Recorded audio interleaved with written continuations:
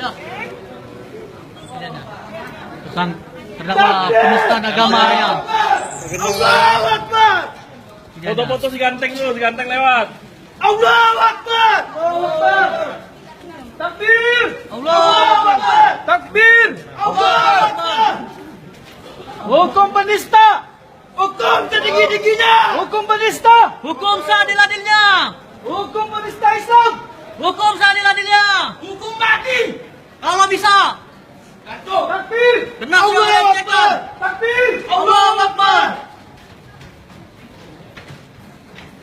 Ya itu adalah salah satu ketua DPW Kota Bangil. Al-Quran pedoman kami, Al-Quran petunjuk kami, Al-Quran satukan kami. Takbir. Allahu Akbar. Sama Report Anda mana?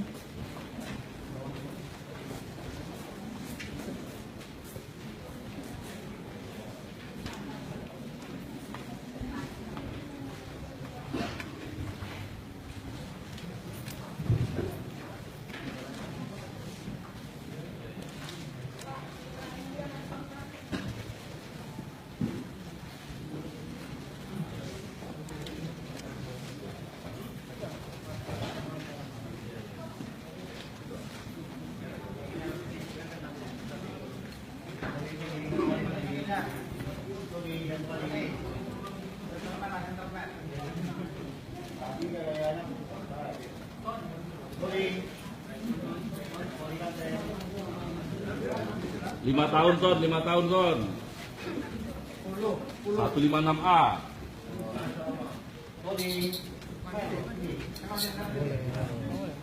Jawab apa ya? Di luar Pak. Di batas Pak ya? Batas Pak ya? Ya. Maaf Pak. What's nyata Randy? Ini lah, ini perlu ini.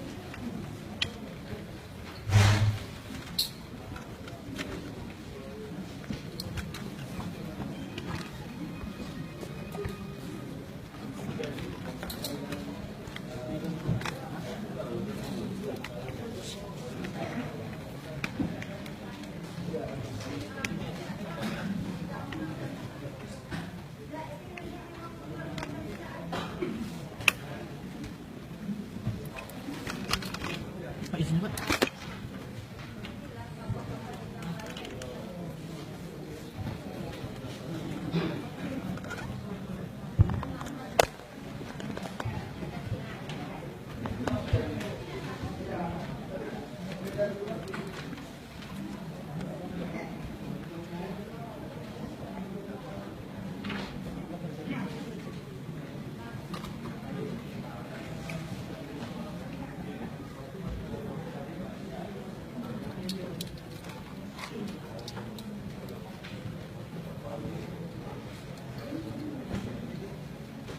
Takbir. Allahu Akbar.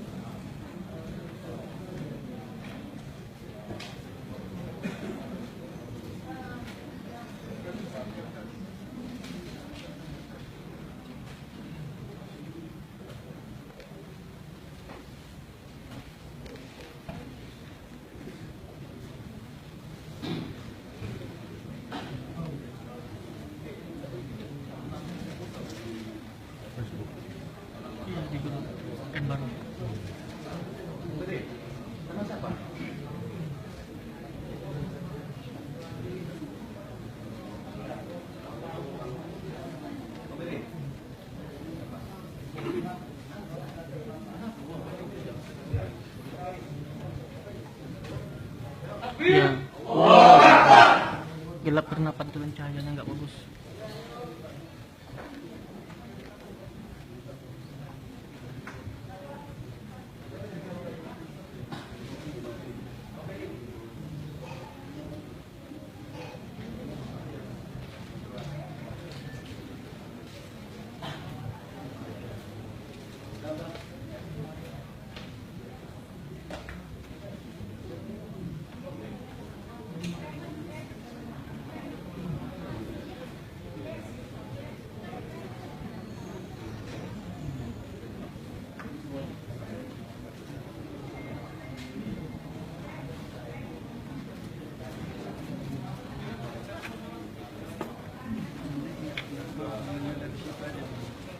Boleh.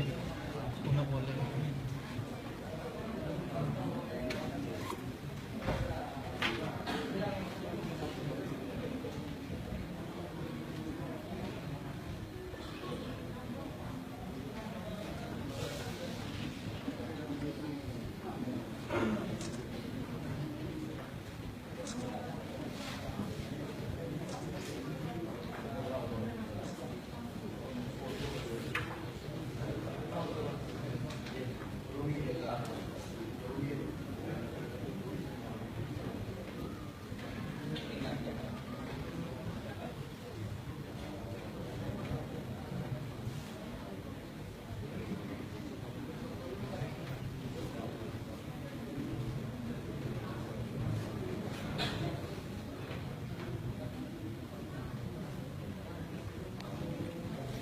Terdakwanya lagi duduk tuh.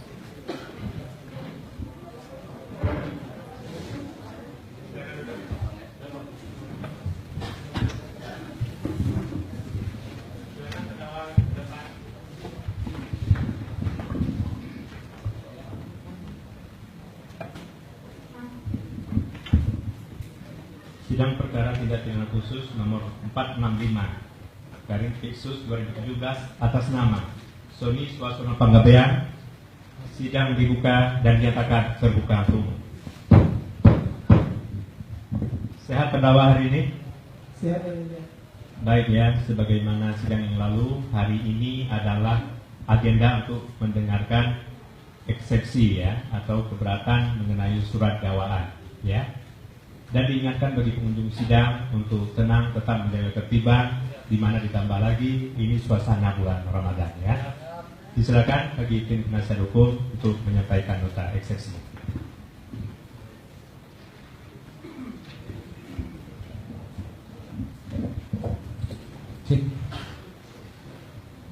Terima kasih Yang Mulia. Nota keberatan terhadap surat dakwaan penuntut umum nomor register perkara PDM 190-05-2017 dalam perkara tindak pidana korupsi nomor 465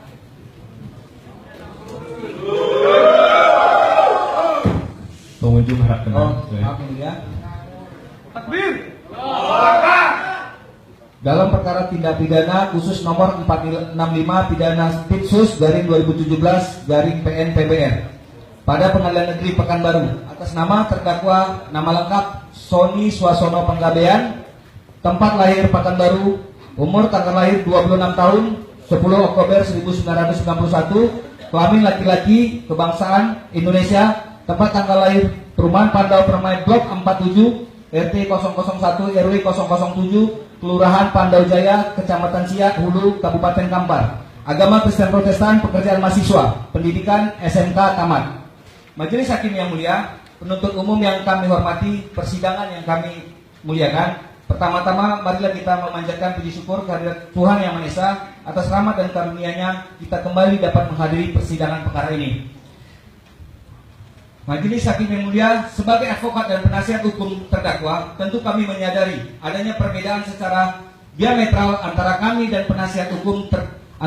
penasihat hukum terdakwa dan saudara penuntut umum dalam memahami perkara ini. Karena adanya perbedaan kepentingan dan cara pandang, penuntut umum berkepentingan untuk membuktikan hasil penyidikan yang dilakukan dalam kurun waktu panjang dan melelahkan, kemudian dirumuskan dalam surat dakwaannya, terbukti secara sah dan meyakinkan. Sedangkan pada pihak lain, kami penasihat hukum terdakwa akan berupaya dengan segenap daya dan upaya untuk membuktikan bahwa hasil penyidikan dan rumusan surat dakwaan tidak terbukti secara sah dan meyakinkan.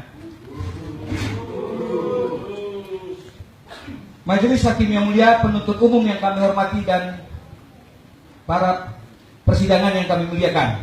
Pada saat membicarakan surat dakwaan atau dulu kita kenal dengan surat tuduhan, perkenankan kami mengutip pernyataan Profesor A. Karim Nasution, salah seorang pemikir di Kejaksaan tahun 70-an.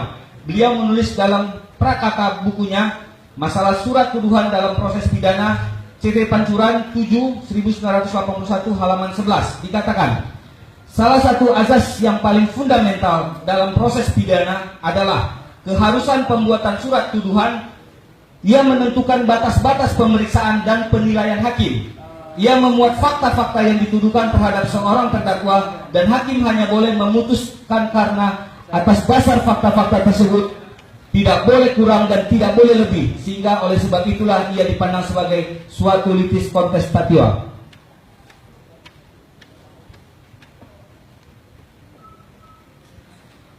Dengan mengikuti jalan pikiran Profesor A. Karim Nasution, maka kami beranggapan tidak akan ada surat dakwaan yang cacat karena bertentangan dengan prinsip hukum yang terkandung di dalam KUHP.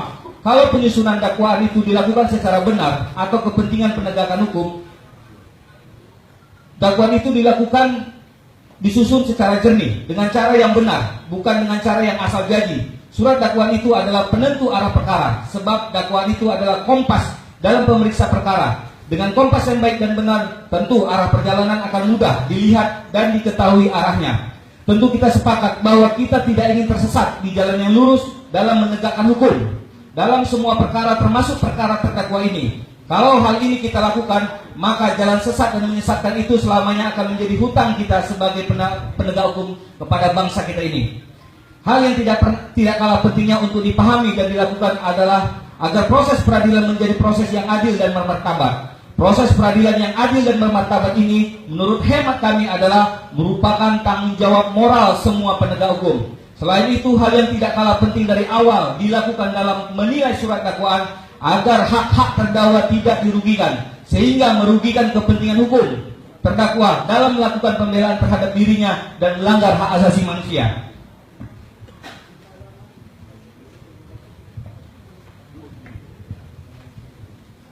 Termasuk pada tahap menguji surat dakwaan sekarang ini, apabila surat dakwaan dibuat tanpa dasar dan alasan yang kuat atau tidak memenuhi syarat formil dan atau syarat material, tentunya harus dinyatakan tidak dapat diterima dan atau batal demi hukum atau dibatalkan sesuai dengan ketentuan pasal 143 ayat 3 Kitab Undang Hukum Acara Pidana. Harapan-harapan yang kami sampaikan di atas tidak lain agar sejak awal kita sudah dengan cermat dan seksama bisa memahami dan menanggapi surat dakwaan, karena menyangkut hak asasi seorang manusia. Dengan eksepsi ini, baik terdakwa dan kami tim penasihat hukum berharap kiranya majelis hakim yang mulia berkenan dan melihat dan menelaah serta mempertimbangkan dengan seksama dengan penuh kebijakan dan kearifan, dan selanjutnya mengambil putusan selah dengan tepat, benar dan adil. Khusus untuk perkara ini ada beberapa hal yang kami kupas dan kami haturkan kepada yang mulia majelis hakim sebagaimana diuraikan berikut ini. A. Terdakwa tidak didampingi oleh penasihat hukum, bahwa sebagaimana yang diuraikan oleh jaksa penuntut umum dalam dakwaannya, bahwa apa yang dilakukan oleh terdakwa adalah tindak pidana yang diancam dengan ancaman di atas 5 tahun penjara, sebagaimana yang diatur dalam pasal 45A ayat 2 junto pasal 28 ayat 2 Undang-Undang Republik Indonesia nomor 19 tahun 2016 tentang perubahan atas Undang-Undang Republik Indonesia nomor 11 tahun 2008 tentang informasi dan data transaksi elektronik. Maka sudah sepatutnya dan sewajarnya jika sejak awal terdakwa harus didampingi oleh penasihat hukum sebagaimana yang diatur pada pasal 56 KUHP yang menyatakan dalam hal tersangka terdakwa yang disangkakan atau didakwa melakukan tindak pidana yang diancam dengan pidana mati atau ancaman pidana 15 tahun atau lebih, atau bagi mereka yang tidak mampu yang diancam dengan pidana 5 tahun atau lebih, yang tidak mempunyai penasihat hukum sendiri, pejabat yang bersangkutan pada semua tingkat pemeriksaan dalam proses peradilan wajib merujuk penasihat hukum bagi mereka. Bahwa faktanya terdakwa Sony Suarsono Panggabean merasa tidak didampingi oleh penasihat hukum ketika terdakwa diperiksa untuk diambil keterangan pada tingkat penyidikan di Polda Riau. Hal ini dapat kami tegaskan dari keterangan terdakwa bahwa terdakwa tidak ada sama sekali menandatangani surat kuasa khusus dalam bentuk apapun untuk didampingi dan diberikan bantuan hukum oleh penasihat hukum di Polda Riau. Dan juga dapat dibuktikan bahwa sebenarnya terdakwa tidak didampingi oleh penasihat hukum yang sah. Dapat dilihat dari berita acara pemeriksaan tersangka, sama sekali tidak ditemukan adanya paraf tiap lembar dalam berita acara pemeriksaan maupun tanda tangan penasihat hukumnya di akhir lembar berita acara pemeriksaan.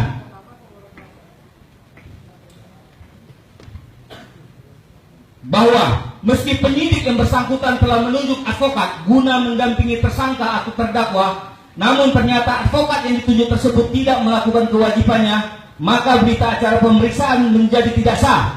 Hal ini diperkuat oleh putusan Pengadilan Negeri Jakarta Pusat nomor 1606/PIB/2011 tertanggal 3 Oktober 2011 yang menyatakan bahwa sesungguhnya penyidik telah menunjuk seorang advokat sebagai penasihat hukum, namun ternyata hal tersebut tidak dilaksanakan oleh penasihat hukum yang bersangkutan dalam pendampingan terdakwa ketika dilakukan penyidikan. Hal mana terbukti berita acara penyidikan yang dibuat penyidik tidak ditandatangani oleh penasihat hukum tersebut, sehingga telah ternyata terdakwa benar-benar tidak didampingi oleh penasihat hukum ketika dilakukan oleh penyidik.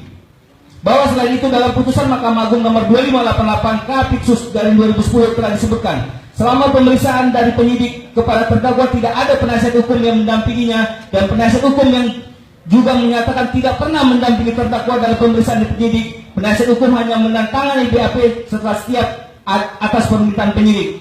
Bahwa berdasarkan ketentuan hukum di atas jelas hukum, maka atas bantuan hukum menjadi penting karena ini merupakan syarat penting agar proses pemeriksaan tersangka atau terdakwa sesuai dengan perintah undang-undang. Maka terdakwa harus didampingi oleh advokat yang sah dan tidak bertentangan dengan hukum. Dan pembuatan surat dakwaan oleh penuntut umum telah diatur dalam pasal 143 ayat 2 KUHP, dan kedudukan jaksa sebagai penuntut umum telah juga dipertegas dalam KUHP sebagai pihak yang paling berwenang untuk melakukan penuntutan sebagaimana diatur dalam pasal 1 angka 7, pasal 137 dan pasal 140 ayat 1 KUHP. Oleh karenanya, apabila ketentuan pasal 143 ayat 2 KUHP tersebut diabaikan, maka patutlah secara hukum berdasarkan pasal 143 ayat 3 KUHP tersebut surat dakwaan harus dibatalkan dan atau dinyatakan tidak dapat diterima.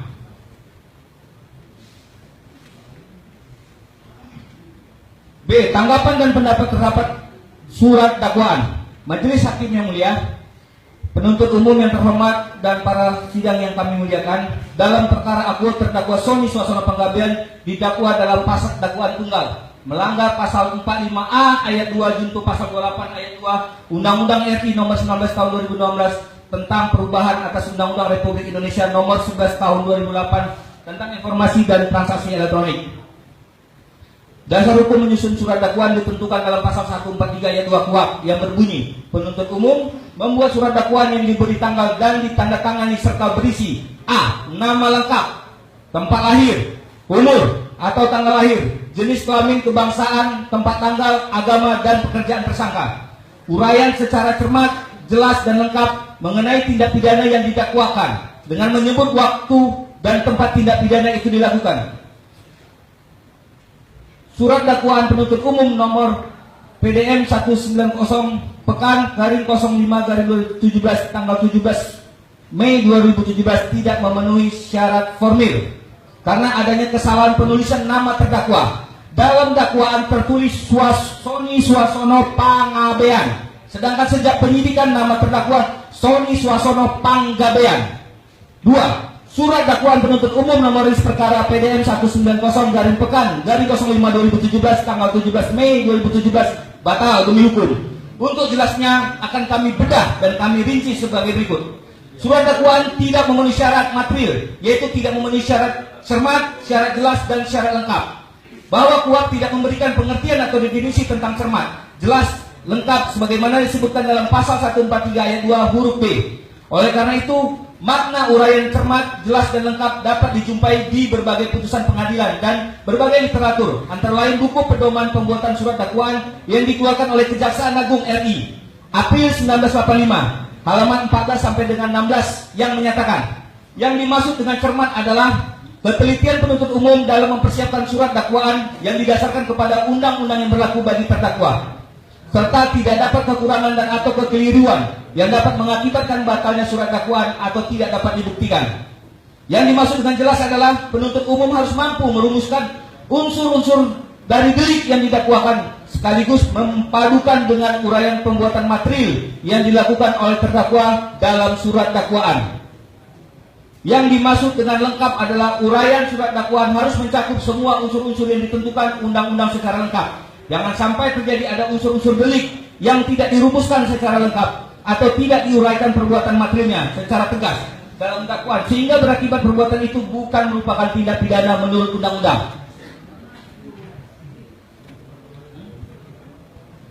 Ketua dan anggota majelis yang mulia, kami memohon kepada yang mulia majelis hakim untuk mencermati dakwaan penuntut umum yang telah dibacakan. Apakah surat dakwaan aku telah memenuhi syarat-syarat cermat dan syarat jelas serta syarat lengkap? Untuk menguji apakah syarat cermat, jelas dan lengkap, maka buku pedoman surat dakwaan nomor Junto Seja nomor 004-JA-11-1993 Junto surat Jam Pidum nomor B607-E-11-1993 serta beberapa putusan Mahkamah Agung tersebut akan kami jadikan tolak ukurnya.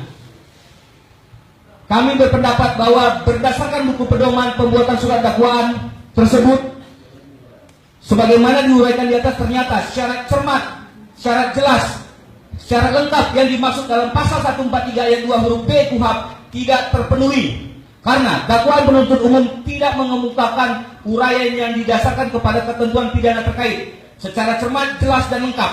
Karena berkas perkara tidak memenuhi syarat formil dan material.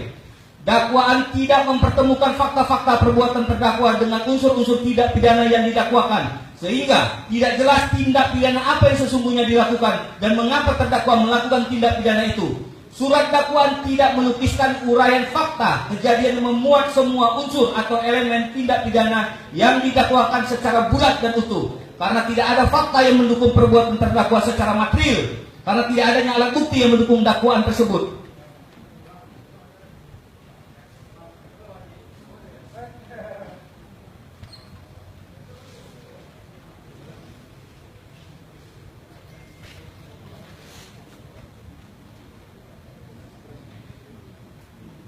Bahwa dalam surat dakwaan yang diuraikan pada surat perintah penyidikan tersebut, penyidik diperintahkan untuk melakukan penyidikan terhadap dugaan tindak pidana setiap orang dengan sengaja dan tanpa hak menyebarkan informasi yang ditujukan untuk menimbulkan rasa kebencian atau permusuhan individu dan atau kelompok masyarakat tertentu berdasarkan atas suku, agama, ras, antar golongan atau sara melalui akun Instagram. Bahwa dalam surat dakwaan diuraikan adanya postingan dari terdakwa yang isinya menghina dan melecehkan agama Islam ke akun Instagram @pangeranmuda54. Artinya apa yang dikirim oleh terdakwa bukanlah merupakan postingan, tetapi berupa DM, direct messenger, atau pesan pribadi yang hanya ditujukan kepada satu akun saja. Hal inilah yang tidak diuraikan secara jelas dan lengkap oleh saudara jaksa penuntut umum.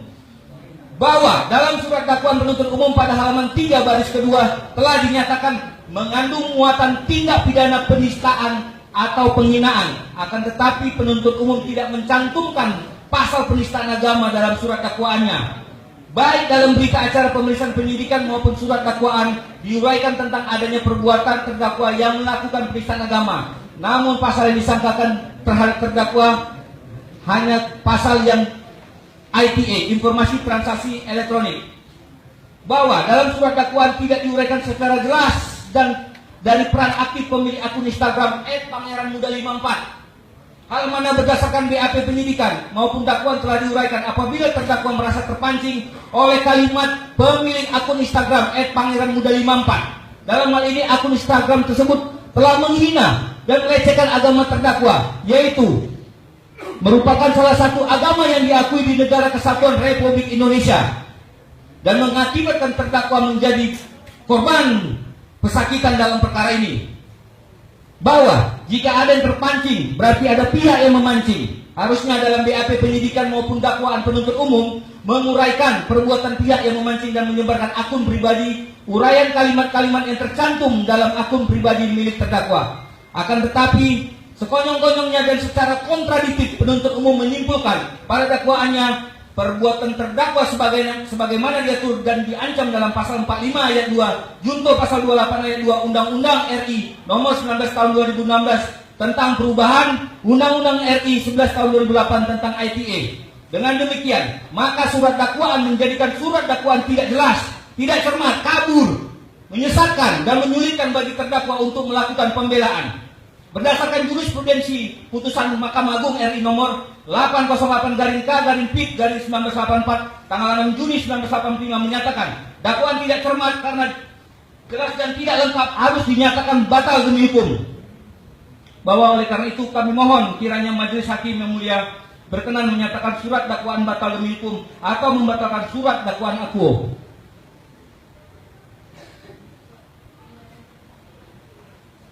Berdasarkan hal-hal sebagaimana telah kami kemukakan dalam nota keberatan ini, mohon kiranya Majelis Hakim Pengadilan Negeri Pekanbaru yang memeriksa perkara ini berkenan memeriksa dan mempertimbangkan keberatan ini, mengadili dan menjatuhkan putusan selah sebagai berikut. 1. Berdasarkan pasal 156 ayat 2 KUHP menerima dan mengabulkan keberatan kami penasihat hukum terdakwa untuk seluruhnya.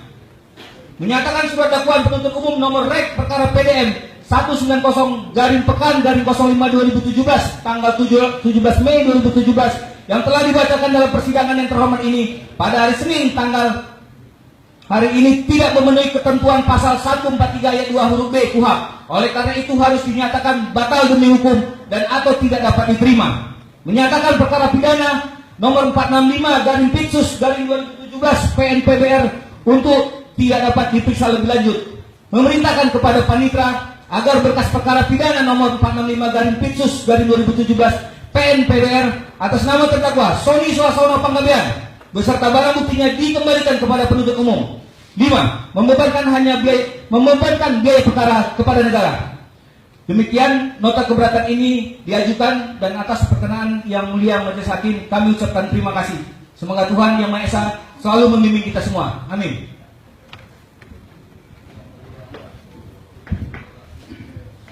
Silakan.